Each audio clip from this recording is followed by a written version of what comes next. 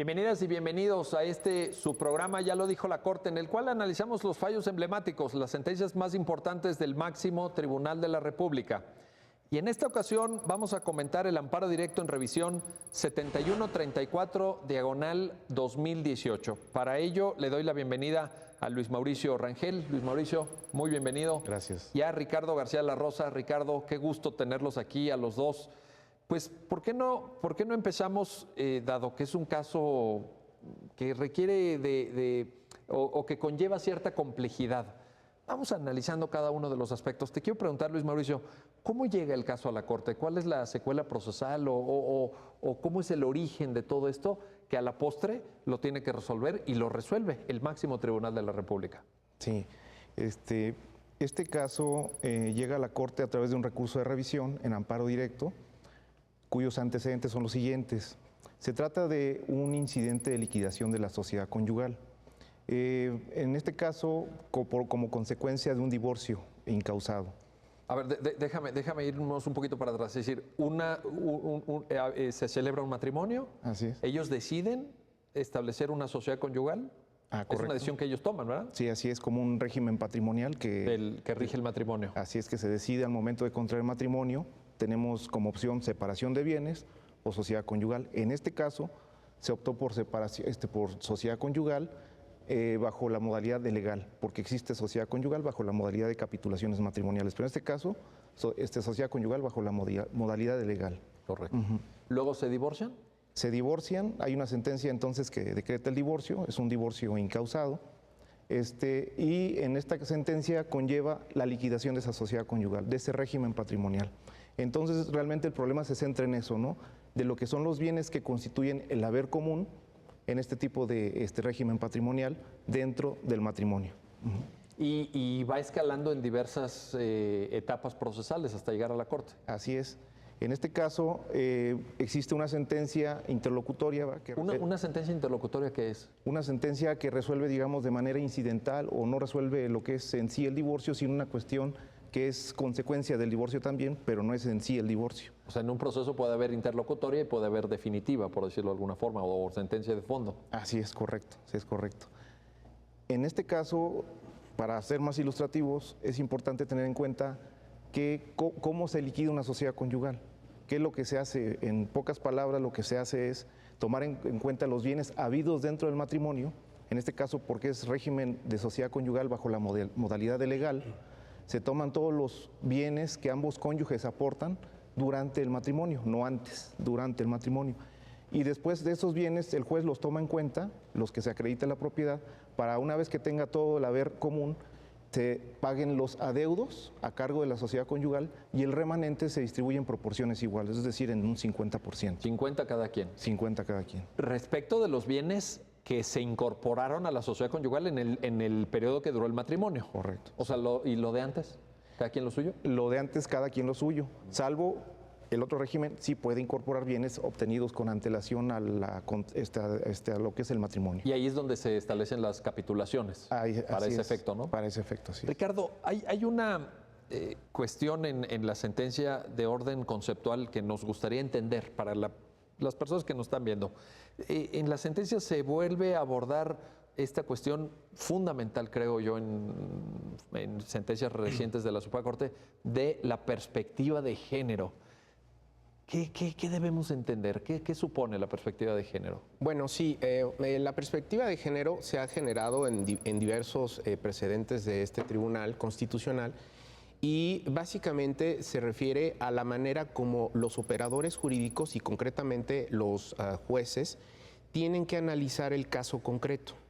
Y este análisis va a responder a diferentes pasos en los cuales se tiene que analizar pues obviamente relaciones de poder y la manera como históricamente se ha entendido lo que es masculino y femenino en una sociedad determinada. En este caso, en la sociedad mexicana, pues los roles históricos y tradicionales que ha tenido tanto el hombre como la mujer, esto lo tiene que analizar en el caso concreto el juez para primero determinar si hay una relación de poder y una relación que en su momento pueda establecer una especie de subordinación de la mujer con respecto al hombre.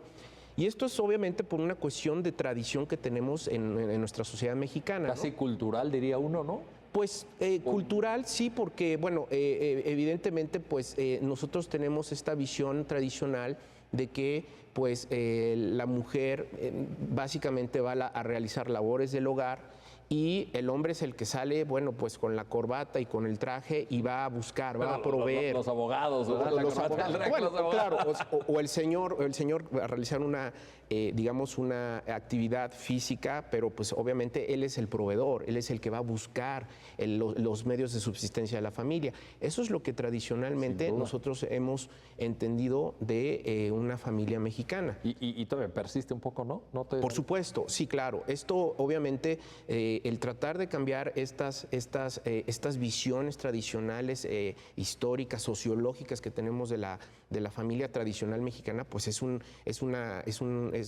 cambio muy difícil de lograr, digamos, como de cambiar esta manera de pensar las cosas. Y esto ha ido evolucionando paulatinamente con pues la independencia y el acceso que han tenido las mujeres a un desarrollo profesional y a un plan de vida, ¿no? Ahora, lo que nos estás diciendo, Ricardo, es que los jueces tienen que darse cuenta de esto. Exactamente. O sea, no pueden hacer caso omiso de que vivimos en una sociedad que discrimina, una sociedad machista, porque este ideal me parece que está reflejando, digamos, esta imagen tradicional, no ideal en el sentido positivo, sino tradicional, digamos, o histórica o prototípica, pues finalmente está reflejando un profundo machismo, ¿no? Totalmente. Incluso te podría decir, Miguel, que esto es una obligación que tienen los operadores jurídicos. Tienen que ¿Lo actuar. tienen que hacer? Lo tienen que. No pueden dejar de... No, porque cuando hay derechos humanos y cuando sobre todo hay una relación que ellos ubiquen o que ellos adviertan, precisamente una relación de poder que se puede derivar obviamente, pues no nada más en una cuestión física, sino también incluso, que es lo que el proyecto va a resolver, una cuestión de violencia económica. Sí. Entonces, el juez lo tiene que advertir.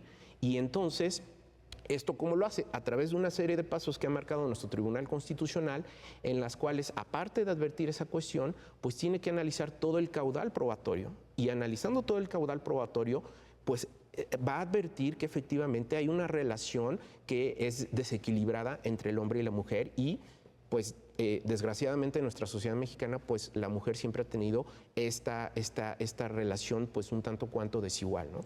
Luis Mauricio, escuchando a Ricardo, estoy pensando en esto. ¿Se está refiriendo, Ricardo, a juzgar con perspectiva de género? Sí, así es. Juzgar con perspectiva de género implica esa obligación que tiene el juzgador de tomar en cuenta estas desventajas estructurales, ¿no?, que tienen a veces nuestros ordenamientos jurídicos o las prácticas que tienen las instituciones y se reflejan en un caso concreto, ¿no?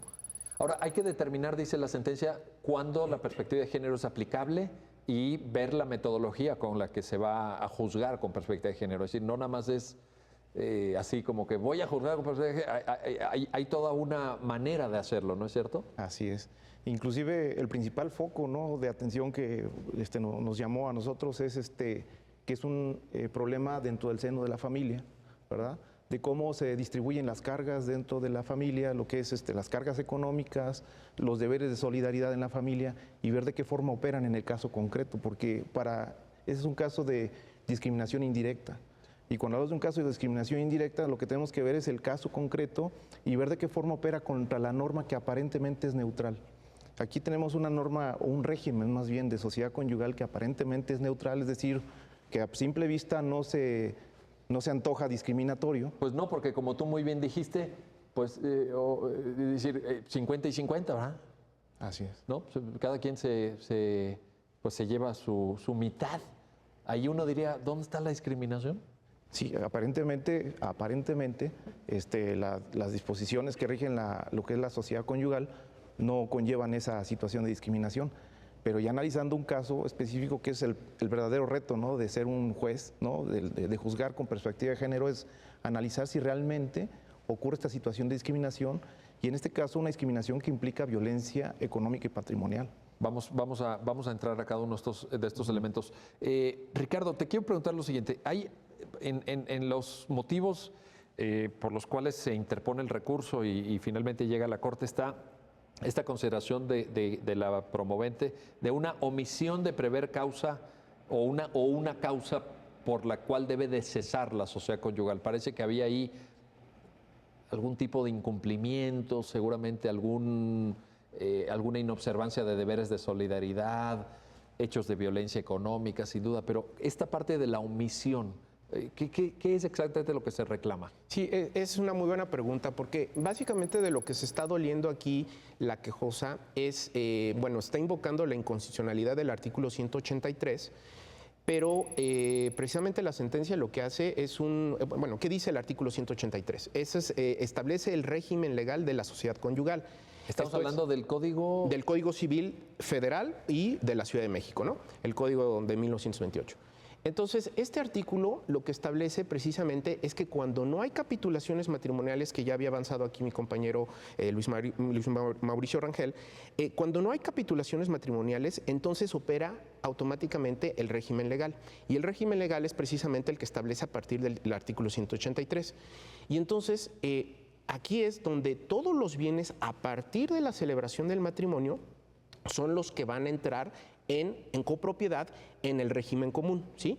Y como dijo Luis Mauricio, pues pueden haber exclusiones, pero siempre y cuando hayan sido pactadas en las capitulaciones matrimoniales. Si no hay capitulaciones matrimoniales... En este caso no aplicaba, ¿verdad? Exactamente.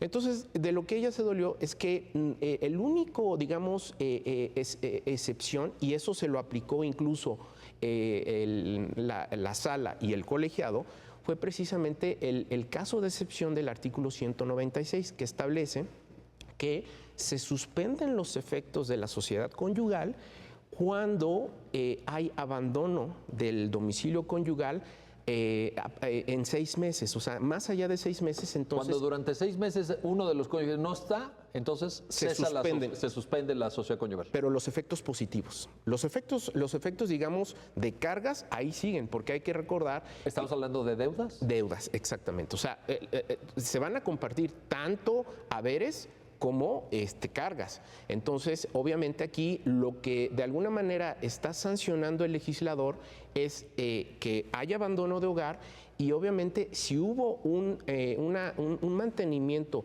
del régimen patrimonial o incluso un incremento de ese régimen patrimonial, pues todos esos activos que podrían ser en un momento dado benéficos y podrían formar parte del patrimonio de los dos cónyuges, el que abandonó, digamos que de alguna manera es castigado.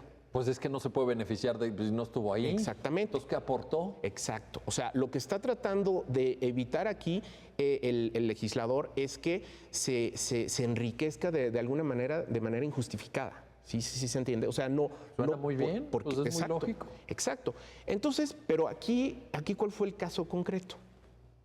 Que de lo que se estaba doliendo la quejosa es que independientemente de que esta persona, en el caso concreto, sí abandonó el domicilio, desde antes de haber abandonado el domicilio, esta persona no contribuía ni en numerario, ni en aporte económico, ni tampoco contribuía en las labores del hogar o en el cuidado de los hijos. Y entonces, cuando precisamente se promueve la liquidación o el incidente para liquidar la sociedad conyugal, es aquí donde el señor aparece y dice, bueno, pues todo lo que se hizo, e incluso después de que yo me fui de la casa y que la señora siguió contribuyendo e incluso aumentó, porque estaba incluso realizando doble jornada. La señora trabajaba por fuera, llegaba a la casa y realizaba trabajos del hogar y cuidado de los niños, incluso de los dependientes de la casa, como los abuelos.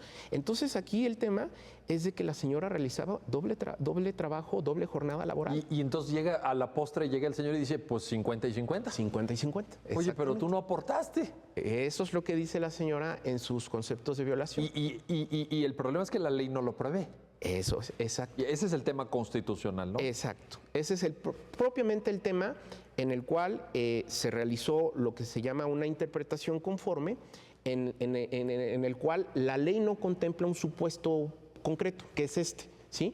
Y entonces lo que se hace es que se ve todo el sistema para hacer una interpretación, pueden ser 2 o 3 interpretaciones, y entonces se tiene que optar por la que mayor se vaya a adaptar a la Constitución o a los tratados internacionales. Para evitar la declaratoria de la inconstitucionalidad. Es correcto. Luis Mauricio, escuchando esta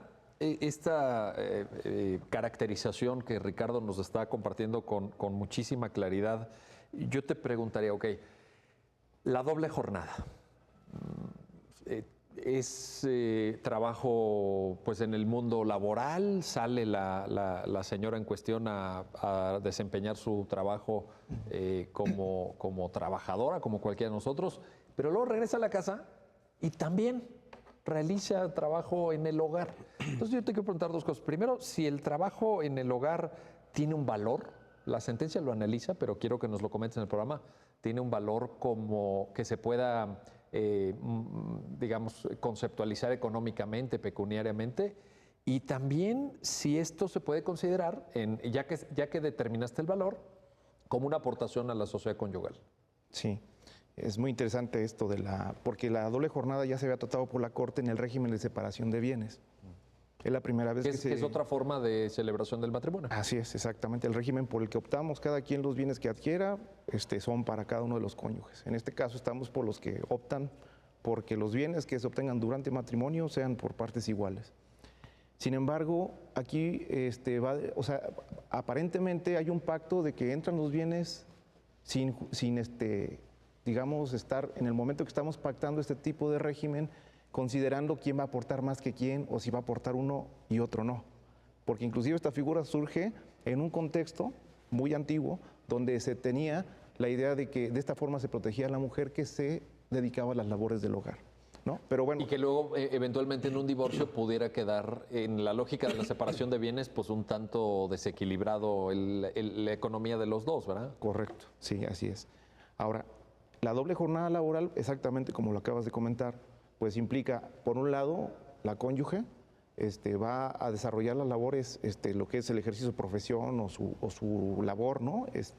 Y a la vez está, digamos, también aportando en las labores de solidaridad para con el hogar, o sea, la atención de los hijos, si es que hay menores, o inclusive a veces llevan a los padres, etcétera. Sin embargo, aquí hay un ingrediente adicional, aparte de la doble jornada, que es la violencia económica, que ese es un factor que nos da para analizar el caso por perspectiva de género. Es decir, aquí se dice en los hechos, ¿verdad?, que hay un cónyuge varón que se desentiende deliberadamente, o sea, de manera injustificada, porque es importante tener en cuenta la palabra injustificada, claro. Porque puede ser que alguien no trabaja, pero porque las condiciones... Perdió su trabajo, ¿no? Así es. O a lo mejor tiene alguna discapacidad o algo así. Exactamente. Ahora, no es el caso, ¿verdad? Aquí el señor de plano... Dicen, ese también sería materia de prueba porque inclusive la sentencia tiene un efecto de regresar al tribunal colegiado para que todo esto sea materia de prueba. Simplemente se armó la regla, como tribunal constitucional armamos la regla y esta regla es la que va a implementar con perspectiva de género el tribunal colegiado. Entonces, pero que tome en consideración, entonces que se desentiende injustificadamente y que eso debe tener una consecuencia en el haber conyugal, ¿no? El haber patrimonial. Es decir, debe haber en cierta forma una compensación por aquello que le implicó a la mujer el desempeñar esa doble jornada laboral con violencia económica. Es decir, se desentiende, pero a la vez yo tengo que aportar recursos para la manutención no solo de los hijos, sino para preservar y conservar el haber común, o sea, enfocado a lo que es el patrimonio que decidieron implementar con la sociedad conyugal. Ahí tiene mucho sentido juzgar con perspectiva de género. Creo que cobra una presencia inevitable, esencial, diría. Bueno, vamos a hacer una pausa, no se vayan, vamos a regresar en muy breves minutos. Estamos platicando con Luis Mauricio Rangel, con Ricardo García La Rosa sobre un tema que nos debe interesar a todos, los deberes de solidaridad en el matrimonio, las diversas opciones que cada pareja tiene para determinar la aplicación del propio régimen patrimonial en esta figura y las consecuencias que existen muchas veces por ejercer violencia económica, que infortunadamente sucede muchas veces en México, más de lo que debería. Y aquí el Tribunal Constitucional, en este caso que estamos analizando, decidió oportunamente tomar cartas en el asunto. No se vayan, regresamos enseguida.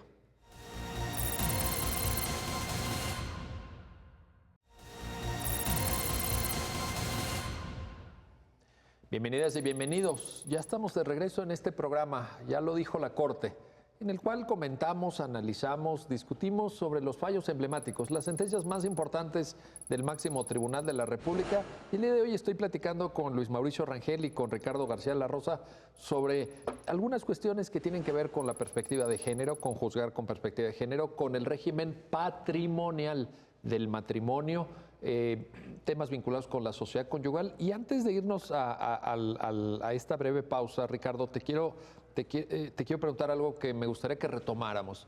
Esto de por una parte decía Luis Mauricio, la doble jornada, ya nos explicó, pues incluso con las circunstancias del caso concreto, pero quisiera insistir en esto, el valor del trabajo doméstico, porque creo que es algo que de pronto en México es un tanto invisible o no sé cómo llamarlo, quizás se menosprecia o no se valora, pero estamos hablando de algo significativo, ¿no?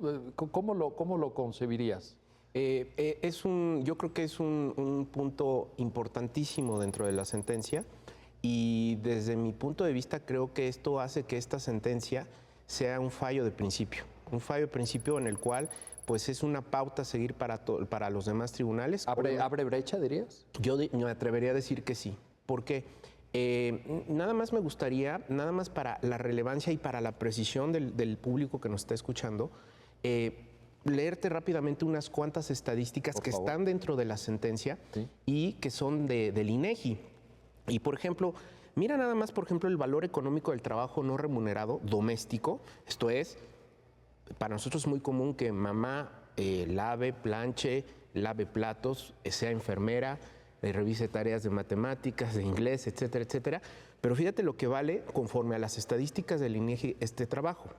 Y, por ejemplo, el trabajo no remunerado doméstico y de cuidados alcanzó un nivel equivalente a 4.4 billones de pesos. ¿Billones de pesos? Miles no, de millones de pesos. No.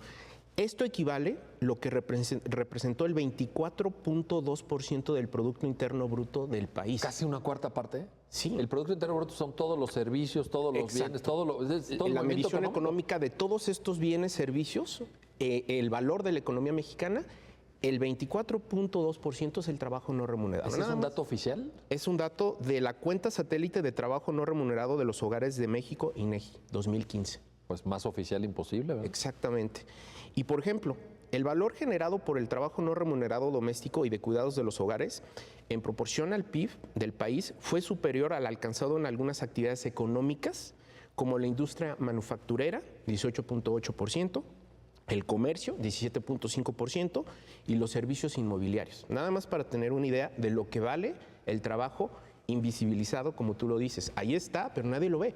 No, bueno, pero estamos hablando de unos números, esos números deben de llamar la atención de quienes nos están viendo. Muchísimo. Imagínate. Y, por ejemplo, per cápita, el trabajo de las mujeres tuvo un equivalente a 49.586 pesos. Esto es, todo lo que mamá hace en casa, si nosotros tuviéramos que pagar a una persona que hiciera concretamente, por ejemplo, lavar, cocinar, cuidar a un enfermo, dar clases de inglés, dar clases de matemáticas, porque la mamá revisa tareas, pues sí, y que vaya a pagar una cuenta en un banco, que vaya a la tesorería a pagar el predial, etcétera, etcétera. Todo esto equivaldría a 49.586 pesos que se le tendría que pagar a mamá al mes.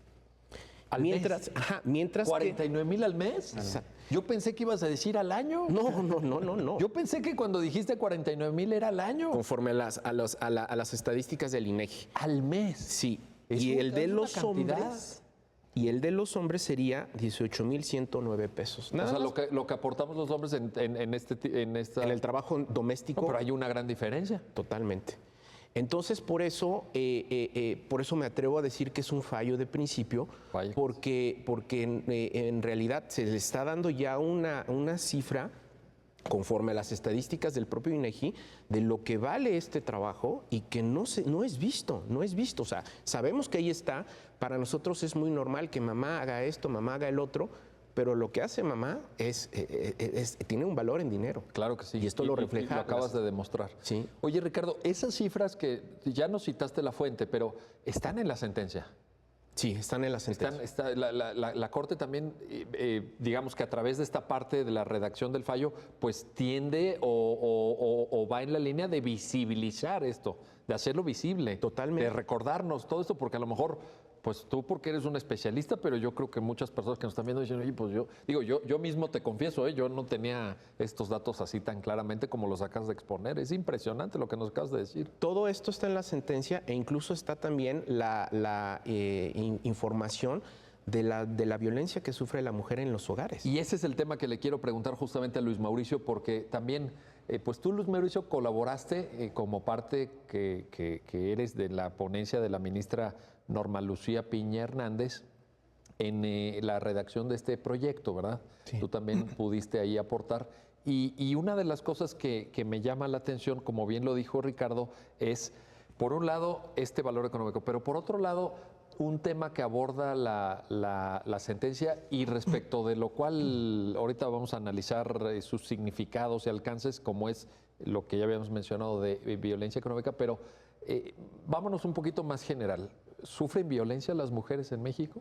Sí, exactamente, y mucha violencia. Mucha violencia. También tengo unos datos que también vienen en la Por sentencia, favor, si por me favor, permites. claro. Es datos de la encuesta nacional sobre la dinámica de las relaciones en los hogares. Son datos ¿Esto es de INEGI? de Endiré, el Endiré. Pero quien levanta esta encuesta es una fuente oficial, ¿no? Es una fuente oficial, sí, así es. Y aquí tenemos datos de 2011 y 2016. Como ilustración, por ejemplo, en 2011, 63 de cada 100 mujeres de 15 años o más han padecido algún incidente de violencia. ¿Algún Cualquiera. incidente de violencia? Algún incidente de Pero violencia. oye, a ver, 63%. 63%. Estamos hablando de 2 de cada 3 mujeres en este país ya fueron violentadas. Así es. 2011. En 2011 también en la Ciudad de México, por ejemplo, fue más alto todavía. Ese es a nivel nacional, lo que te estoy comentando. El primer dato es a nivel nacional. A ¿Y ahorita nivel nos vas a nacional. decir de la Ciudad de México? Y en la Ciudad de México el 72%. 72% es altísimo. Sí, 7 de cada 10 mujeres. 7 de cada ¿No 10. parece una sociedad muy justa en la que vivimos? No, definitivamente. Esto nos hace, a mí me hace pensar qué tipo de sociedad somos y permitimos eso. No podemos dormir tranquilos, creo. No, claro que no. No deberíamos, pues. No. Por eso mismo se pretende en la sentencia, como lo acabas de decir, visibilizar esto, ¿no? Es una sentencia tipo pedagógico porque... Es muy pedagógica, en eso coincido. Porque la pregunta era, ¿qué tan necesario era ponerlo? Pues realmente para ilustrar, porque la sentencia como tal es un acto de comunicación entre el Poder Judicial, en este caso la Corte, y la sociedad. Y entonces el plasmarlo yo creo que cumple con ese cometido, ¿no? Con esa comunicación que debe tener entre el órgano jurisdiccional y los justiciables o la sociedad en general, ¿no? Y fíjate, por ejemplo, aquí, en el caso de tipo de violencia, por ejemplo, este ya es de 2016, dice, el 49% de las mujeres sufre violencia emocional, el 41.3% violencia sexual, el 29% es el caso de violencia económica o patrimonial y el 34% violencia física. A ver, esto que estás señalando me interesa mucho. Entonces, de acuerdo con esta fuente oficial que ya nos indicaste que es el INEGI, pues es lo más oficial que puede haber en México, ¿verdad? No, cuando hablamos de violencia hacia las mujeres, violencia contra las mujeres, ¿no hablamos de golpes nada más? No, no necesariamente. Hay varios tipos de violencia que ya se han, digamos, desarrollado a través de varios instrumentos internacionales, pero básicamente es violencia física, violencia económica, violencia patrimonial, violencia sexual. Son los tipos de violencia que principalmente... Pero a ver, por ejemplo, patrimonial y económica me suenan como que son lo mismo, ¿no? Sí, más o menos similares. La diferencia entre la patrimonial y la económica es que la patrimonial va en función de todos los saberes que tiene la mujer y hay cierta disposición por parte del varón para dilapidarlos, desviar su destino, para que ella cubra sus necesidades básicas.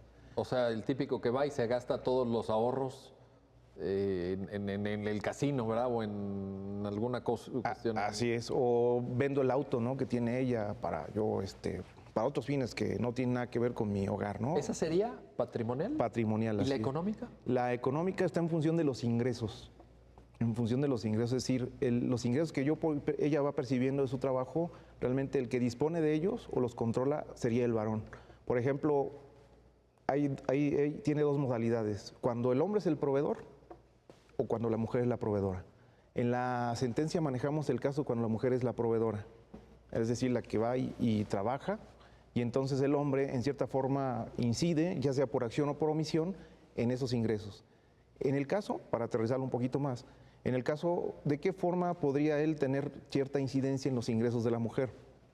En desentenderse de por lo menos las labores del hogar. O sea, ok, aquí tenemos que él ya no pudo trabajar, no quiso trabajar, no se sabe todavía, pero a la vez se desentiende de colaborar en el hogar. Entonces ella estos ingresos los distrae para subsanar esa falta de atención hacia sus menores hijos o canalizar para el mantenimiento del haber conyugal esos ingresos. Entonces es una forma de control de los ingresos de la mujer por parte del varón por desentenderse de sus obligaciones de solidaridad para con el matrimonio. Entonces estamos hablando de que la violencia hacia la mujer puede tener diferentes formas de manifestación, diferentes modalidades, pero a la vez en una de estas modalidades, que es la que analiza la sentencia de la Suprema Corte, que es violencia económica, también podemos tener ahí una subdivisión o una diferente forma de entender de qué se trata este concepto, ¿no? Correcto, así es. Te digo, desde la perspectiva de lo que es cuando es la mujer la proveedora o cuando es el hombre el proveedor.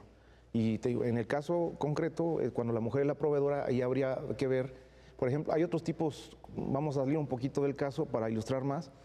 Podría ser que el varón, a pesar de que ella es la que lleva los recursos al hogar, le controla la disposición de los recursos y él hace o recibe el dinero y él destina los gastos, pero ella no toca para nada ese dinero. O sea, administra, digamos. Cuando te escucho, Luis Mauricio, en este ejemplo que pones tan claro, tan evidente, me estoy acordando de algunos amigos que me decían, no, es que la señora, ¿verdad? La mujer en el caso de un matrimonio, le entregó la tarjeta en la que le depositaban su quincena al marido. Y entonces, si bien es cierto que tenía ella un trabajo remunerado y que recibía la remuneración que correspondía, no había por su problema, pero al final, ¿quién la tenía, quién la administraba y quién pues asignaba los gastos? Pues el marido. ¿Eso entraría en violencia económica? Es correcto. ¿Es eso lo que nos estás contando? Así es, parte de, inclusive ahí lo ponemos en la sentencia, hay una frase que dice, el hombre es el que manda, ¿no? El hombre es el que manda. En el hogar, ¿no? Parte de ese estereotipo, ¿no? El que administra los recursos es el hombre manda y no importa que tú traigas los recursos, él los administra. Pero ahorita lo que nos estás diciendo es que eso viola la ley. Así es. Eso es ilegal. Entonces no se puede hacer. Concretamente es discriminación. A ver, ahí hay mira, qué bueno, porque justamente era mi siguiente pregunta para Ricardo. No estamos hablando, Ricardo, te quiero preguntar esto. En el fondo, todos estos datos que ustedes nos están compartiendo y que naturalmente están de manera muy clara expuestos en la sentencia, no nos están reflejando o no nos están hablando de una discriminación de género, sino el espejo en el que estoy viendo reflejados estos datos no es un espejo profunda, estructural, sistémicamente discriminador. Totalmente. Pero déjame comentarte aquí, Miguel, que en principio el artículo que fue directamente impugnado, pues es una norma neutra. Es lo que decíamos, ¿verdad? No es tan evidente. Exacto. Por eso los criterios de nuestro Tribunal Constitucional han hecho la distinción entre discriminación directa y discriminación indirecta. ¿Por qué? Porque, bueno, cuando es directa es evidente. Hay una norma que establece una diferenciación que no es ni objetiva ni razonable y entonces que tiene como por objetivo excluir a un grupo, ¿sí?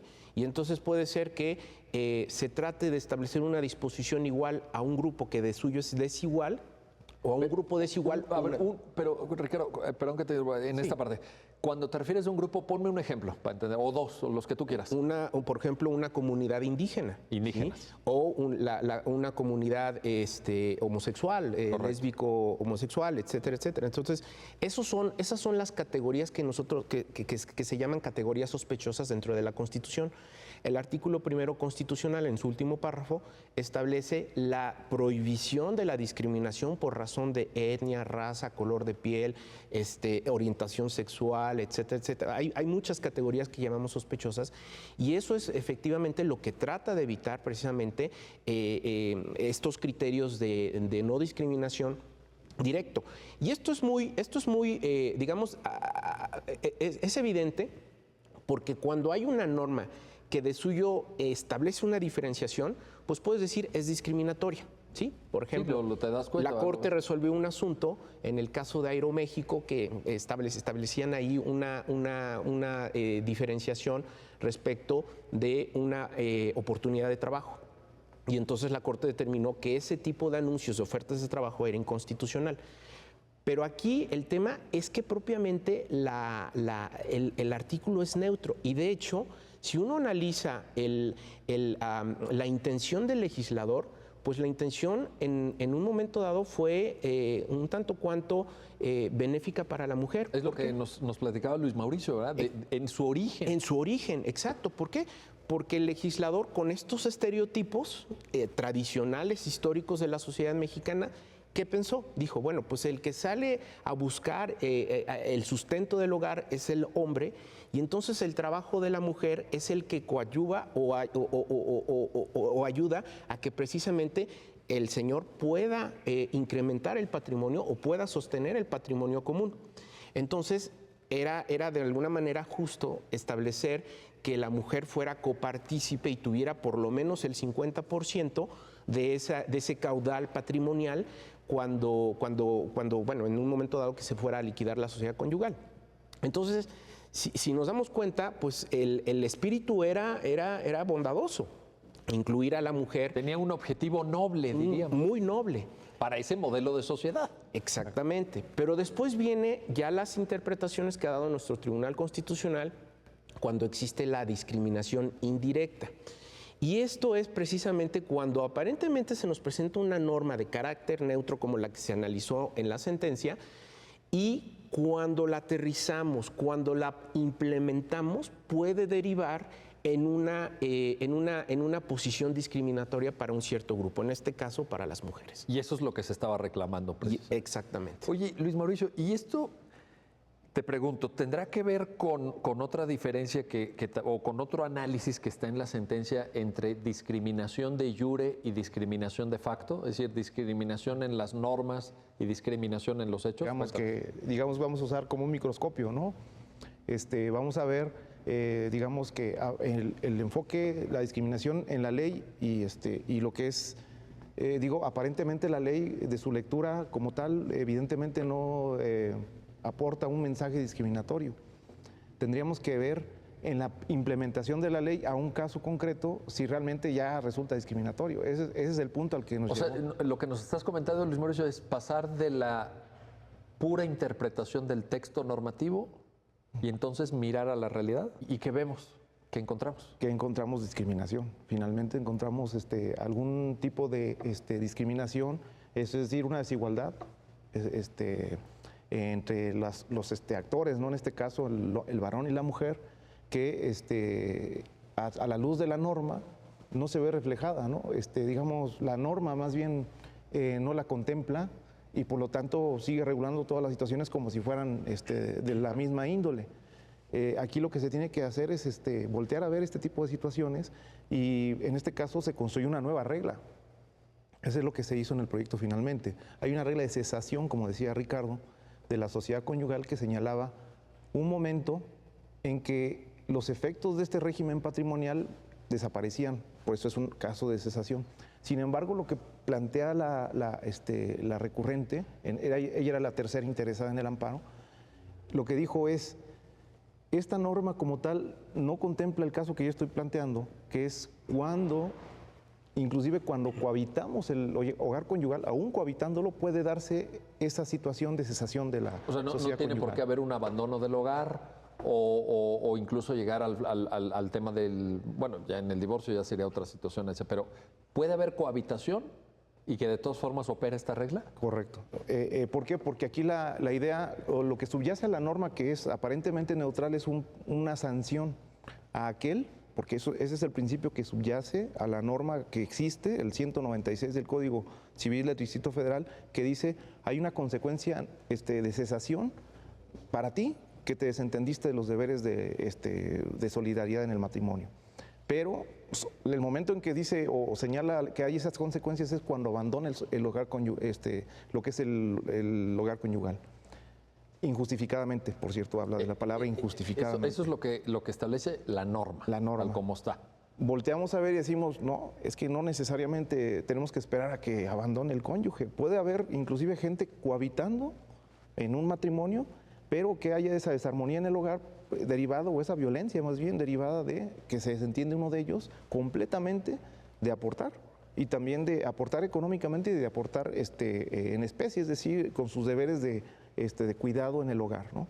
Y entonces ahí es donde se construye esta nueva regla con una perspectiva de género y volteando al caso específico, porque es un caso de discriminación indirecta, ¿no? Entonces sí hay mucha, digamos, metodología en la construcción de esta regla, porque hay varios ingredientes, ¿no? Discriminación indirecta, hay una interpretación conforme y hay una perspectiva de género. Son los ingredientes principales que nos llevaron a la construcción de esta regla, ¿no? Muy bien. Y sobre esto vamos a regresar enseguida. Tenemos que hacer una breve pausa, pero no se vayan porque todavía tenemos mucho por platicar de este amparo directo en revisión 7134/2018, una ponencia de la ministra Norma Lucía Piña Hernández que nos convoca. Yo les diría, escuchando a Ricardo García de la Rosa, a Luis Mauricio Rangel, nos convoca a repensar el derecho, nos convoca a ponernos unos lentes diferentes a los que habíamos tenido tradicionalmente para entender la discriminación directa, indirecta, la neutralidad normativa con efectos perjudiciales para ciertos grupos o para ciertos sujetos en situación de vulnerabilidad. Extraordinario fallo del máximo tribunal de la República. Sobre esto seguiremos platicando. No se vayan, regresamos enseguida.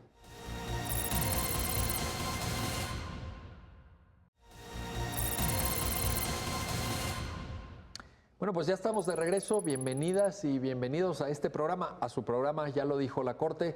Y estamos comentando con Ricardo García La Rosa, con Luis Mauricio Rangel, un tema importante, un tema que nos genera una reflexión sobre no discriminación, perspectiva de género, juzgar con perspectiva de género, violencia económica, sociedad conyugal como régimen patrimonial dentro de un matrimonio, en fin. La verdad es que la cantidad de temas que nuestros invitados han puesto en la mesa es muy, muy importante. Y yo les quisiera pedir, Ricardo, te quiero preguntar esto. Nos hablaba Luis Mauricio de una interpretación conforme, pero ¿qué es esto? Porque quienes nos están viendo a lo mejor no son especialistas, como si lo son ustedes, naturalmente, en argumentación jurídica, en argumentación constitucional, y me interesaría saber qué es esto de la interpretación conforme. Sí, digamos que lo que llega a analizar el Tribunal Constitucional es precisamente la regularidad constitucional de las normas. Y si estas normas no se apegan a nuestra Constitución o a los tratados internacionales en materia o con contenido de derechos humanos, estas normas, por lo regular, lo que va a hacer nuestro Tribunal Constitucional es que las va a expulsar del sistema, ¿sí? Va a declararlas inconstitucionales, inválidas, y entonces se expulsan del sistema. ¿Por qué? Porque son inconstitucionales, no se adecúan a la Constitución. Pero antes de realizar esta cuestión, el Tribunal Constitucional, digamos que tiene como que otra herramienta precisamente de interpretación, ¿sí? Esta herramienta hermenéutica de interpretación lo que hace es que antes de expulsar esta norma y declararla inconstitucional o inválida, se tiene que analizar ya sea el sistema en conjunto o bien la propia norma que se está estudiando, si es o no inconstitucional.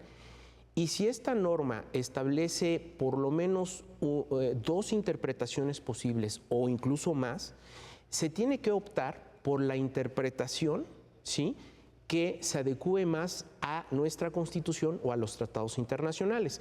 Y el fundamento constitucional que tenemos de esta interpretación conforme viene desde el primero constitucional. ¿Eso dice nuestra Carta Magna? Nuestra Carta Magna lo que establece en el artículo primero constitucional es que los derechos humanos deben de interpretarse conforme a esta Constitución, a la Constitución de 1917 y a los tratados internacionales que el Estado mexicano ha celebrado y que han sido ratificados por el Senado de la República.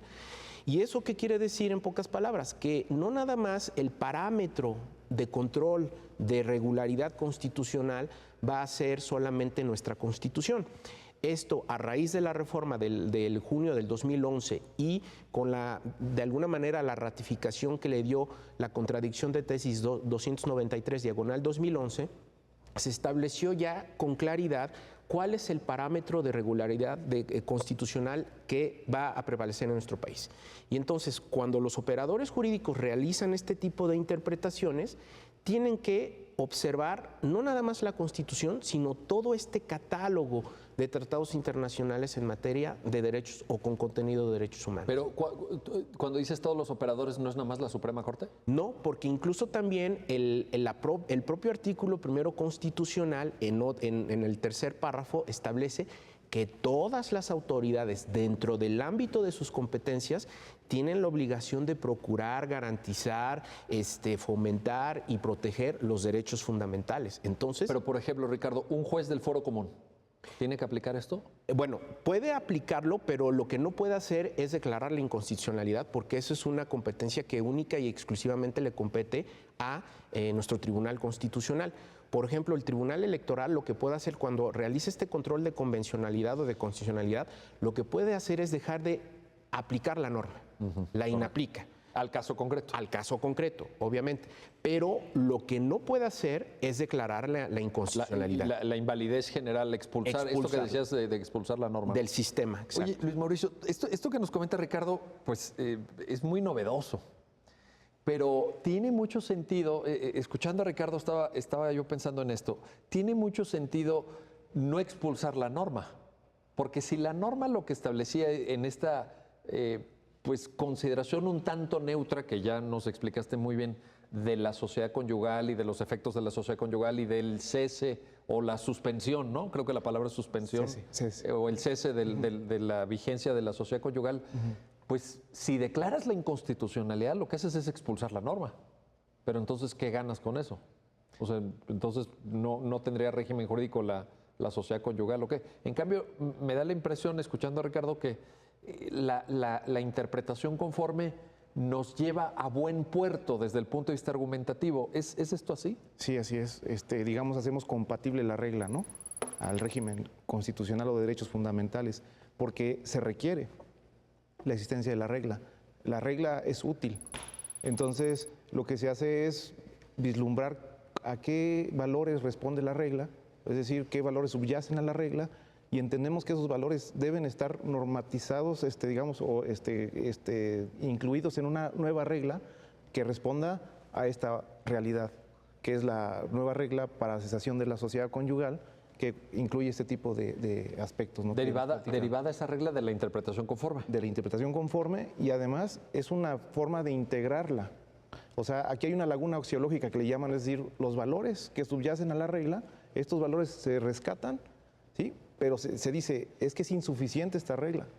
Esta regla requiere también responder a estas otras realidades y se construye la nueva regla. Oye, pero en ese sentido, Luis Mauricio, lo que estoy observando ahí es que también me da la impresión que entonces el legislador no se adecuó a estas nuevas realidades. Así es. O sea, se quedó un tanto obsoleta la regulación legislativa de este tipo de figuras. Así es. O no fue suficientemente compleja, no sé cómo lo expliqué. Sí, exactamente. Digo, aquí la norma no respondió a esa dinámica social a la que deben responder, ¿no?, las normas, y obviamente fue rebasada por la realidad. Las realidades son las que llegan a los juzgados, precisamente a los tribunales. Y entonces estas realidades son las que nos hacen interpretar nuevamente la norma y generar una nueva regla. La interpretación aquí es importante, ¿no? Yo sé que no todas las personas que están viendo este programa son especialistas en derecho, ni son especialistas como tú sí lo eres en argumentación jurídica, pero no puedo evitar, porque me interesa desde muchos puntos de vista tu comentario, no puedo evitar preguntarte, ¿es una regla implícita de creación judicial del derecho? Ah, sí, exactamente. O sea, esa gran discusión de si los jueces crean derecho o no, aquí ya está rebasado esto. Sí, así es. Digo, hay un principio de deferencia del legislador, todavía existe, pero no es un... A ver, ¿qué es eso? Cuéntame qué es eso. Digamos que tenemos que respetar lo que es el principio de liberación democrática que hay en los parlamentos o en los órganos legislativos, pero no al grado de atentar contra los derechos humanos. Entonces, ciertamente se respeta ese principio, pero también tenemos por otro lado que responda esa regla a las realidades sociales. Y entonces la forma de hacerlo es interpretando e integrando las normas, ¿no? Y eso es lo que se hizo en el caso concreto, ¿no? Y obviamente, pues, lo importante es que sea una norma que responda a otros tantos casos similares también, ¿no? O sea, se O crea sea, esta que responda quiere decir que sea aplicable. que sea aplicable. O sea, así es. que aquí también hay un mensaje para el futuro, ¿no? Así es, digamos que ahí da las pautas la sentencia, como decía Ricardo, ¿no? Para efecto de que en nuevos casos donde haya violencia económica, pues pudiera darse una reconfiguración incluso de esta misma regla, ¿no? Para responder a cada caso concreto. Ricardo, entonces, pues al final la historia podremos decir que termina bien para la tercera interesada, que esa era la figura, ¿no? En el amparo directo, pero bueno, pues, finalmente la mujer en la relación matrimonial, que luego se disolvió el vínculo conyugal y todo, pero ¿es una historia de éxito, dirías? Bueno, yo creo que más que calificarla como una historia de éxito, yo creo que lo que en realidad hizo nuestro Tribunal Constitucional es establecer pautas muy importantes para que el tribunal colegiado y los órganos jerárquicamente inferiores, pues ahora sí que realizaran un trabajo más exhaustivo y concretamente pues volvieran a analizar o incluso, porque eso es uno de los efectos que tiene la sentencia, que si es necesario pues puedan solicitar pruebas para mejor proveer. Y entonces, ¿Pruebas para mejor proveer? ¿Qué es eso? que el juez se pueda llegar de todos los elementos que le presentan las partes, pero también puede él solicitar nuevos elementos o elementos que considere él que son necesarios para que pueda emitir una decisión. Y cuando hay, por ejemplo, discusiones sobre violencia de género o la necesidad de juzgar con perspectiva de género, ¿el juez se tiene que esperar a que se lo pidan las partes? No. Como lo habíamos dicho al principio del programa, aquí esta es una obligación que tienen los jueces, los operadores jurídicos, de realizarlo de oficio, aunque incluso no se lo pida, en este caso la recurrente. ¿Se da cuenta el juez que faltan pruebas y dice voy por ellas?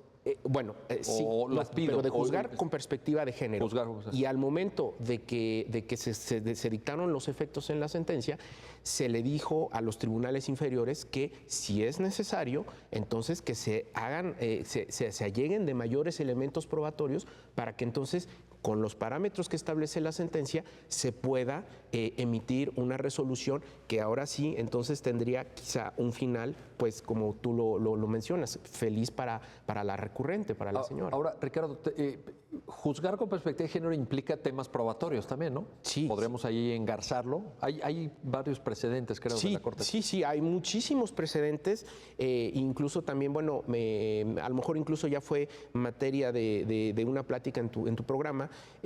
Aquí había una cuestión también de perspectiva de género y este fue un caso de separación de bienes, en el supuesto en que un señor con altos estudios, tenía estudios de doctorado, tenía un abogado y contrae matrimonio con una persona más joven, con una muchacha muy joven, y ella se dedicó completamente al hogar. Llega la disolución del vínculo matrimonial, obviamente pues había separación de bienes, pero entonces lo que ella argumenta es que pues ella se había dedicado toda su vida a cuidar a los menores y no había tenido la oportunidad de desarrollarse profesionalmente y consecuentemente de forjar un patrimonio como sí lo hizo su exmarido, ¿no? En ese caso. Entonces, sí hay ya muchos precedentes que ha establecido la Corte que se tiene que juzgar con perspectiva de género en estos casos particulares. Aquí, bueno, sociedad conyugal, pero ya hay también incluso temas de separación de bienes y incluso de la pensión compensatoria, ¿no? También. Entonces, concluimos. Juzgar con perspectiva de género, obligación para todos los juzgadores en México, claro, cuando venga el caso y cuando sea relevante y cuando se pueda determinar su aplicabilidad. Pero la Corte lo ha definido así, ¿no? ¿Una obligación? Es una obligación, claro que sí. De oficio, no tiene que esperar a que se lo soliciten las partes y más en el caso que se vislumbra cuestiones de violencia. Así es el protocolo para juzgar con perspectiva de género. Que ese puede ser un documento guía, ¿no? También, si alguien quiere saber más, si a alguien le llamó la atención lo que aquí hemos platicado, puede buscar el protocolo para juzgar con perspectiva de género, ¿no? Correcto, y inclusive en varios criterios que también ha emitido la Corte, jurisprudencias, viene también desglosado cuáles son los pasos para juzgar con perspectiva de género, entre ellos los de las pruebas, que comentaste que es, primero, hay que, cuestionar la neutralidad de las pruebas también. Son de aparente neutralidad, hay que cuestionar las pruebas ofrecidas, además de recabar bajo diligencias de mejor proveer, etcétera, para ver si hay contextos de violencia contra la mujer también, en este caso, ¿no? Muy bien. Pues Luis Mauricio Rangel, Ricardo García La Rosa, muchísimas gracias por esta explicación. Es un caso emblemático, es un caso que nos pone a pensar y que nos permite analizar el derecho de una forma distinta a la tradicional. Les agradezco mucho sus comentarios y gracias a ustedes que hacen posible este programa, ya lo dijo la Corte, en el cual analizamos los fallos emblemáticos, las sentencias más importantes del máximo tribunal de la República. Nos vemos pronto para una nueva reflexión.